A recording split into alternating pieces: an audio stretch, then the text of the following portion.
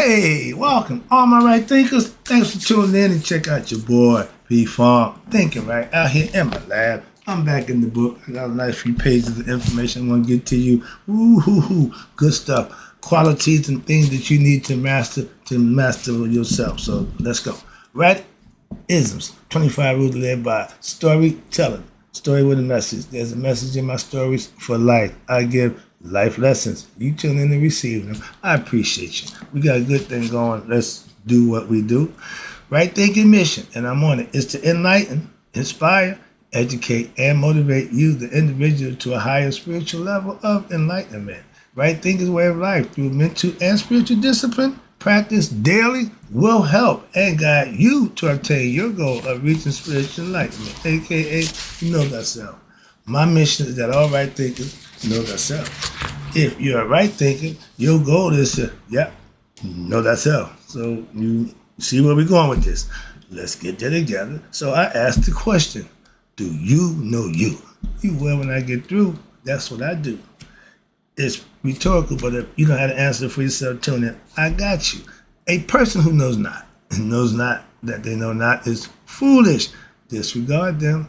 A person who knows not and knows that they know not is simple, but you can teach them. That's why I do what I do for you. Appreciate you too. Stay tuned. I got more for you. A person who knows not and believe and think that they know dangers, avoid them. I do. A person who knows and knows not that they know is spiritually asleep. I can awaken them. I'm your spiritual alarm clock, here to wake you up with knowledge of self. That's what I do for you. A person who knows and knows that they know is wise. Follow them. All these persons reside in you. Right thinkers, know thyself. And two, mayat be true. Right thinkers, we're going to talk about, understanding and mastering these qualities for self-mastery, like me. I had to learn them. I learned them, put them into effect, used them, mastered them. So now I'm going to pass it along. That's what I do for you. This is going to be fun. First one is, we're going to talk about the devil. Understand this, the devil is not a separate entity from God. It's just the opposite. And they both reside in you. Let's talk about it. And I hear everybody say, money is the root of all evil. Told you that lesson the other day. Ignorance is the root of all evil. Pay attention. All evil is born out of ignorance. Of what? The mind. This thing right here. This thing right here. Due to ignorance, again, of our true nature, aka our self, higher self, we forget we really are what? One with all things, all beings, God, the spirit that's in us. We begin right here to think that we are what? Individuals. That's egoism. That right there, and it's natural. Carl Jung made it for the best. This your ear. This is what you identify with, but that's not who you are. That's the difference in understanding yourself. The ego self thinks it's God. It done edge God out, so it's all about itself. God ain't all about the self. Who must what? Now you feel you in the world, you got I got struggle against what? Other individuals. And we develop this fear of death. Death is imminent. Death is part of life. And if we teach that, that won't be a part of our damn life. The Egyptians weren't scared of death. They understood death was another phase of life. And they had a concept about what? Afterlife. Meaning when you die, this goes on eternally. Why? The spirit don't die. The conscious go with the spirit. It's got to go somewhere. Okay? So, but due to our ignorance, again, and that can be fixed with what? Knowledge. That's what I'm doing. Trying to fix this damn ignorant problem that we have about ourselves. Excuse me. We hurt others by acting, what? In evil ways. Thus, we do to individuals, we do ignorance, we commit crimes against each other, the world, and ourselves. Self-destructive ego, it don't care, okay? Thus, now we become, you ready? Evildoers, aka devils. You're going to serve God, you're going to serve yourself. Yourself is doing what you want, what you feel, and how you like. So that's serving yourself, the devil. You're in opposition to God. Moving on. If therefore, it is therefore, important to be careful not to become extreme in one's thoughts, too far one way or the other. Because you grasped the concept, because you understood the philosophy. You want everybody to get it like you do. It don't work that way. Sorry about that, but it just don't. Don't know who that is. Hold on one second. Excuse me. Egoism will make you think it's you against the world. Okay, and because you're ignorant, you're going to do ignorant things, and that's what makes us the devil. So therefore, it is important to not to go from one extreme to the other, but to be understanding of others. I respect everybody's belief. No problem at all. So it ain't just my way. No, I said everybody got different ways, okay? And to look at the worth of each individual, since they are people who engage in devilish behavior, where in every content on the world, everybody got negative behavior, bad behavior, devilish, whatever you want to call it. Nobody perfect. But from this understanding, it is perhaps possible to see what we call the larger picture, or a more beautiful view of the world and of its creations, as we learn to expand our consciousness beyond the restrictions of any particular religious doctrine or dogmas, and to fully understand that devilish behavior is a factor of our degree of separation from the oneness. I won't do bad things no more. Why? I want to be closer to God. I want to do good things. I want to do stuff that's going to make God happy, so that I will be blessed for my actions. That's why that ain't a religion. That's a philosophy. Okay? Watch this. When separate you from the oneness, separation which is caused by your own ignorance. Right there. God don't leave you. You leave him. And since the oneness is always there, again, if we only learn how to purify, live right, by purifying our hearts. How you do that? Practicing right thing philosophy in our minds. And now, in order that we may now be able to perceive true oneness through our inner vision, aka the eye of Haru. That's the spiritual eye that's inside me and you. When you open it up, aka the pineal gland, God communicates with you through that pineal gland. The ancients knew that. They don't want us to know that. Why? You won't need these institutions and all these other places y'all go to give me your money to get in contact with God. Oh, put a blessing in for me.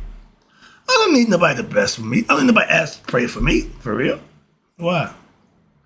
I'm in contact with God myself. I can pray right to him, communicate right there.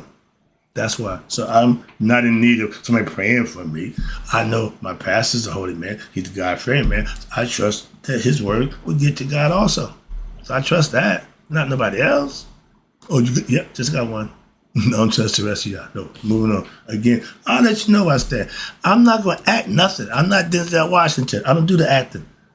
I'm going to tell you how I stand. Simple as that. Moving on. And that's how you defeat the devil. With Haru, just told you right there, your higher self. That's the true you. That's the real you. The ego you is who you believe you are. That's not who you really are. Again. Now, and if you thinking on the devil terms, what you doing? Wrong thinking. I think I did this lesson a while ago, but I want to run back over it because we got a little paragraph. I'm going to break that down, hopefully get a better understanding about this quality of wrong thinking. I just did the lesson. Wrong thinking is a state of mental illness. I'm just saying. All right, let's go. Wrong thinking implies misunderstanding the nature and purpose of life, aka sinners. They don't get it. Wrong thinkers don't get it. So, sinners. Wisdom is gained how? From listening, studying, having your own experience, reflecting on what you're learning, and taking out quiet time to think about what has been learned, aka meditate on it. That's how you think right. But you're doing the opposite of that, so you're thinking wrong. When you're not doing this, you're thinking doing wrong. Moving on. All right. Again, wrong thinking is characterized by a mind, you ready, that thinks and believes in a way which promotes your lower animal nature. Me, I. That's the ego. We know about that. I'm trying to get you to understand that in the layman's term, okay? If all you want to do, have pleasures, make money, sell drugs, do whatever you want to do, yeah, that's how you get that. But there's a price that comes with that. Moving on. They don't tell you that part. Fine print, all right? But wrong thinking is characterized by the mind thinking another way promote the lower nature. Okay, always pleasuring itself. And thoughts and fighting what? Survival through what? Sexual overindulgence. If have to, violence. Always deceit, lying. Okay. Anger when things don't go their way. Greed, why? Because they want more of whatever they're getting. Those qualities are you, then you might be a wrong thinker. If you live under them, you definitely wrong thinking, okay? You ain't you're not a good person. In the uncontrolled mind, that's the wrong thinker's mind, there is an endless pursuit of what? Sensory and worldly pleasures of the flesh and material things, which are what? Never satiated. You're never going to be satisfied. When rich people get rich, they want what? More money. When drunk people get drunk, they want what? More alcohol. Person get drunk, get high, want more drugs. That's an insatiable greed that the ego lives off of. If you let that control you, you're going to be an addict. You're going to be addicted to something. Why? Because you're going to consume too much of it due to your ability not to stop or control your desires. If you can't control that thing between your legs, male and female, you got psychological problems. Oh, she's an info, or he's addicted. No, they just got weak constitution. They just want to pleasure the flesh. That's all that is. Gay. All y'all want is pleasure. Y'all ain't loving each other. Why? Y'all can't, a man to man, we can have love for each other, but we ain't got to make love to each other. That don't work. So that part, don't tell me no. I ain't got nothing to do with that. Y'all ain't got to be sexual buddies. Okay, no, I know. I got love for all my buddies, but I ain't trying to be in love with them or make love to them. So that's nonsense that go for male and female. Again, the pleasures of the flesh is endless. It will never be satisfied. And the mind is perpetually in perpetual pursuit of what? Its fantasies of its lower nature being satisfied, meaning more, whatever it is you want, more. And that's all what? An illusion. So you're living for nothing. But no, pleasure of the flesh, but that don't amount to nothing. Watch this. When you got a bunch of money and you spend it on a bunch of drugs, and while you're doing the drugs, you got high. But when you come down, you look around, you got no money, you got nothing to show for it. That's living an illusion. Same thing about life. At the end, when you got to go judgment and you realize, I didn't do the right thing, Scooby-Doo, roll. It's too late then, all right? So thus, it never finds peace. You ain't never going to be at peace. Why? You stuck in the hellhouse. I know that is. But your soul that identifies with this agitated mind, watch this, will also think what? That it is agitated. So it's long for the ride, okay? And thus will also not find peace of mind. This psychic is rendered incapable of higher intellectual achievement because the mind is ever occupied with worldly, physical, survival-related concerns. When Yoda told Luke, you can't pass the test because you always got your mind somewhere else, not on the moment. You worry about Leia, you worry about Han Solo, you worry about the planet, you worry about anything but what? The moment, the now. That's why you fail in life. You will always fail. What? If you don't live in the now. That's just wrong thinking, okay? You get back over here. Right thinking is being what we call steadfast. Steadfast is being grounded, established, and I'm steadfast in my right thinking philosophy. My pastor is steadfast in that book, in his Christianity faith. I understand that, okay? My brother, steadfast in his Islamic faith. You see where I'm going with this? Okay. You can be steadfast on whatever it is you believe in or following. You need to be steadfast. What that means, you're going to put in some work, study time to prove your point, that you can stand on it. That's what I did with right thinking philosophy before I started teaching it. Make sure it's worthy and steady, and it is. I ain't been knocked off yet. Let's go. on steadfastness. You have to understand that means I am steadfast. I'm son of steadfast.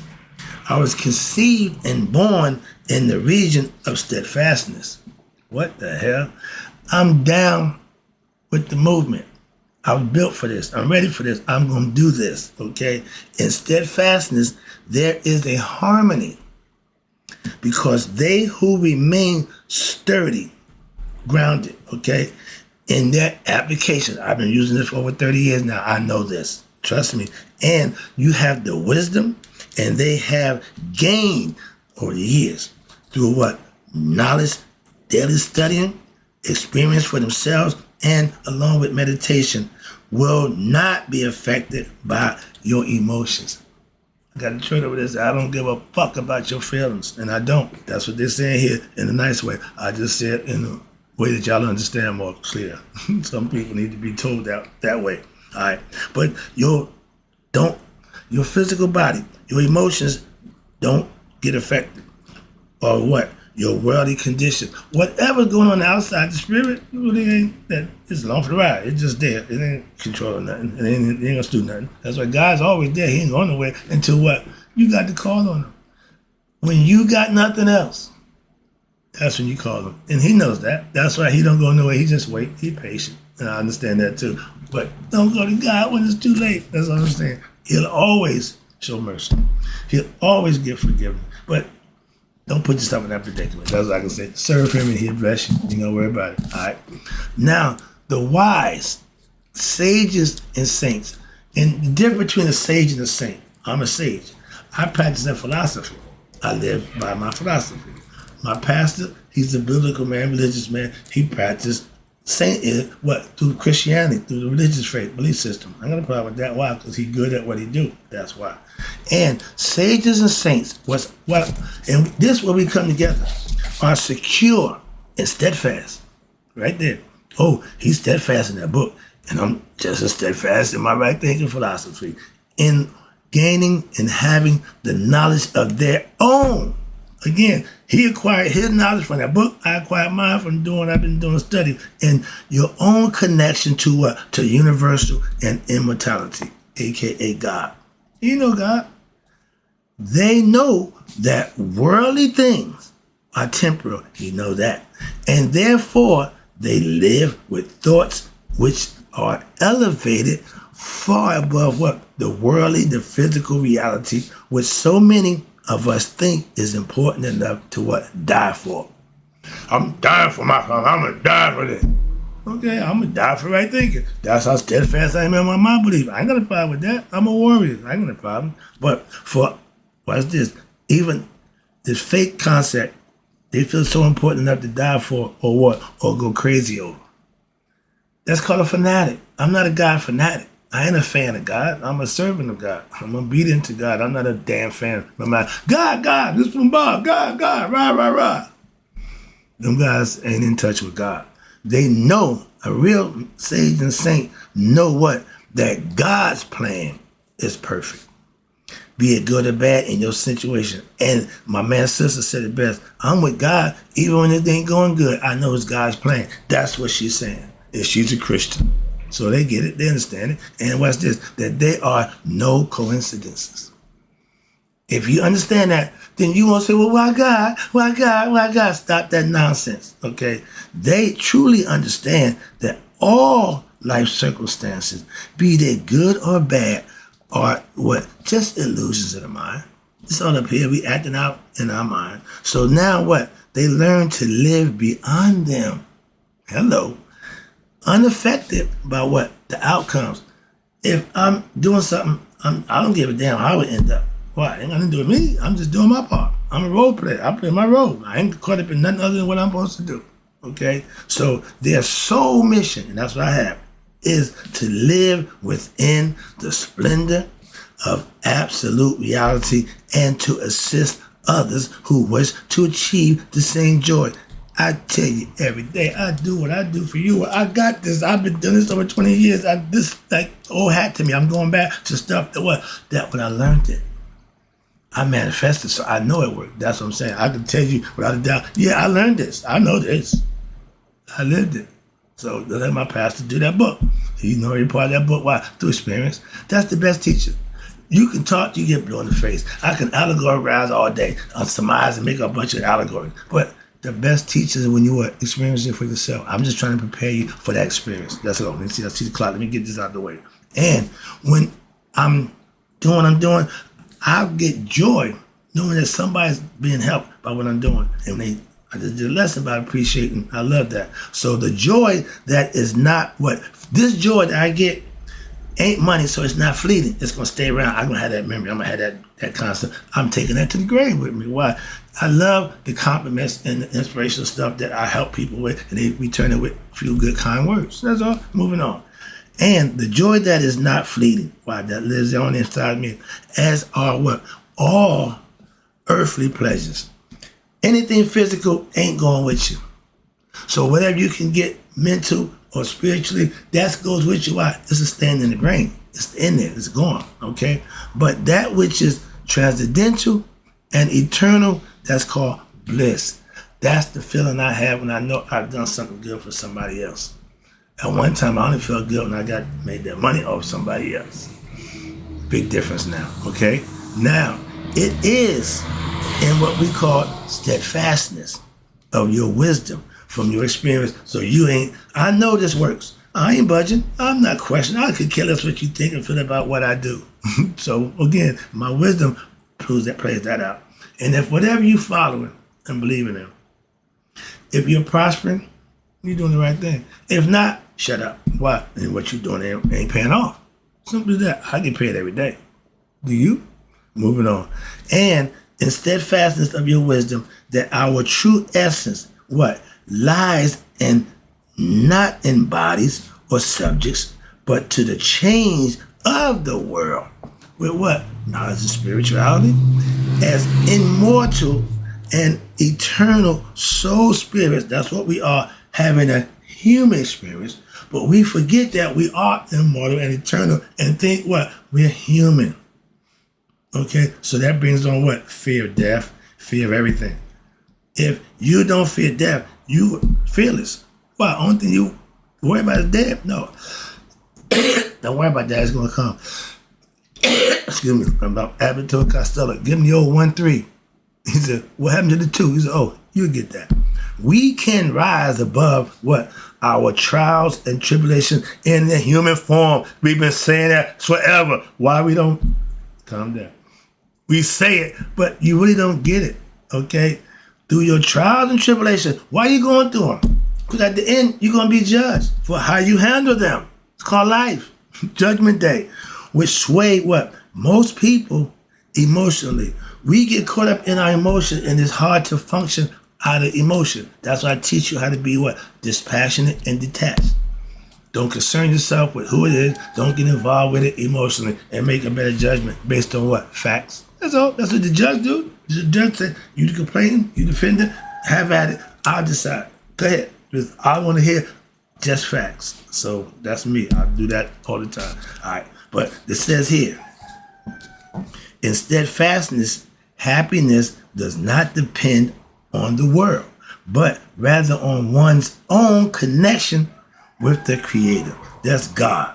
And one's own, again, spiritual development. You have to do you. You need to know you. You got to master you. Remembering the reclaiming one's own original essence. Haru Hood. I like to drop the pin on that one, but I got one more phrase to go for you. A little bit more. All right.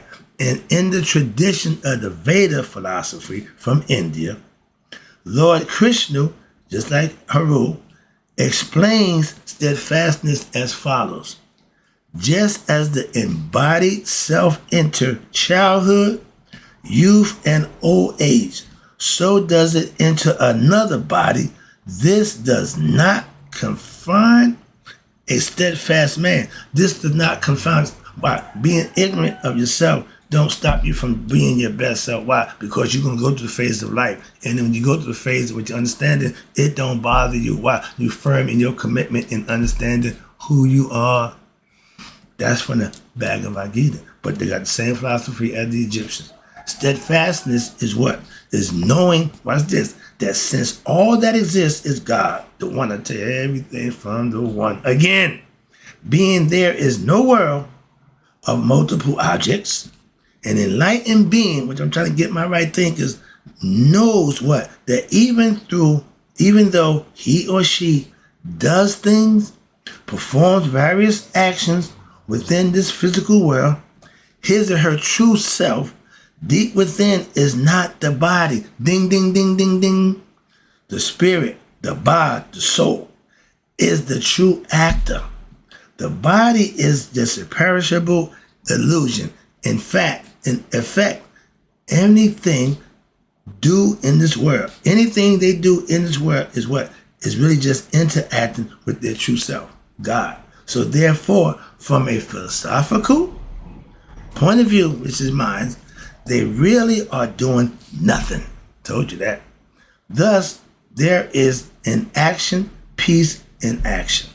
Thus, there is inaction, peace when it's in action. When you live and right, there comes a peace and a calm that comes over the mind. It ain't agitated, worried about a whole bunch of stuff. That's what meditation does for you. Clears the mind, takes out wipes out all that nonsense, what I call delete from the computer. Why? It drags. Nonsense weighs the heart down, make the heart heavy. Flush all that nonsense out. Okay, purify the heart by keeping it open. I'm wrapping it up with this one right here. Where we at? This stuff right. Okay, here we go. If we have a conversation with someone else, we are really having a conversation with another piece of God. Did you know that? We are connected to the same God. We all got the same thing. Who is what in us? The same self. That's the bottom line. Whatever you call him, however you call him, to make a difference. It's still what that's in you. He ain't out there. He ain't up there. He's in you. One who is steadfast is what? Is in his or her knowledge, and they act accordingly. I practice my philosophy daily and understands what? That the world is created by who? God. To what? Interact with himself, God, from different individual aspects. We all acting out God, not knowing who we are. The goal is to what? Remember who you are. They said that concept I keep telling you. We are all immortal pieces of God. If you understand that, as it were, so therefore, God cannot hurt or kill what? There is no death or birth. Only mental illusions, which every individual is given an opportunity, that thing in their brain is here, of these existence. Okay? It don't remember who it is. It got to what? Find out who it is. Hence, know thyself. Here. Those who believe in this illusion will what? Will be subject to it. Just as a person, watch this, who is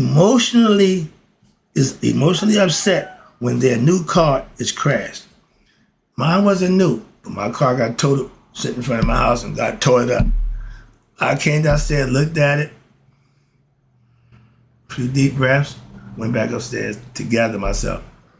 The old me, I lost my damn mind. I just went crazy. Why? Because, again, so I'm learning materialistic stuff. That's what I'm telling you. My lesson with that, I learned that one also. Then the person who is too attached, and I wasn't, to anything in the world, right there. If I was that person, I would have lost my damn mind.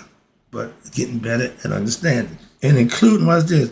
Including their body is emotionally devastated at the thought of what is lost. As a car may be replaced, so too our bodies are replaced through what? Reincarnation.